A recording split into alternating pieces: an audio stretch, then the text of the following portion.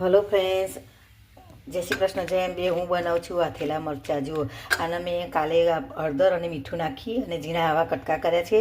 આવી રીતે કટકા કરી દેવાના તો બહુ મસ્ત લાગે છે. અને તેને મેં હળદર મીઠાના પાણીથી કાઢી નાખ્યા છે અને જો પાણી બધું નીકળી ગયું છે અને આવી રીતે મૂકી રાખ્યા છે. હવે તેના માટે આપણે આ મસાલો કરવા માટે મેં રાઈ લીધી છે, આખા ધાણા લીધા છે, જીરું લીધું છે અને વરિયાળી લીધી છે. આખું બધું હવે થોડું બધું આછું પાતળું શેકી કાઢવાનું, બહુ નહીં શેકવાનું. એમાંથી અંદર થોડી હવા ઉડી જાય એટલું જ શેકવાનું છે બસ. પછી એને ખાંડી કૂટી અને પછી એનો મસાલો કરવાનો. જુઓ ફ્રેન્ડ, ચટક ચટક ચટક અવાજ આવી એટલે હવે આપણે આ બંધ કરી દેવાનું.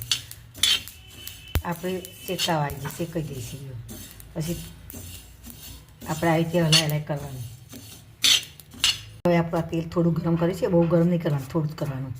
અને એમાં હિંગ નાખીએ બસ.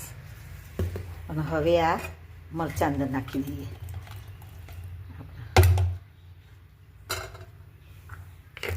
પછી તેમાં આપણે આ મસાલો બનાવી આ મસાલો નાખી દેવાનો.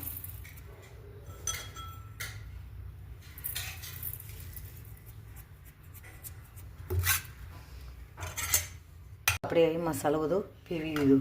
થોડો ઓછો લાગતો હોય તો પછી આપણે બીજો અંદર ઉપર નંખાય.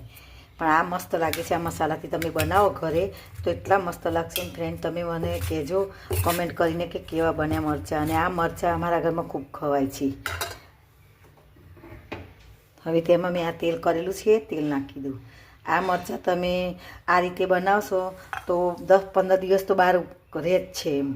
અને અમે તાજા જ નાખીએ છીએ મરચાં, રેગ્યુલરમાં અમે નાખીએ છીએ. જો ફ્રેન્ડ્સ, મને થોડું તેલ ઓછું લાગી હતું એટલે મેં તેલ ગરમ કરીને નાખ્યું. જો હવે સરસ આપણું અથાણું તૈયાર થઈ ગયું છે. જો, અને હું તાજું અથાણું બનાવીને નાખું છું.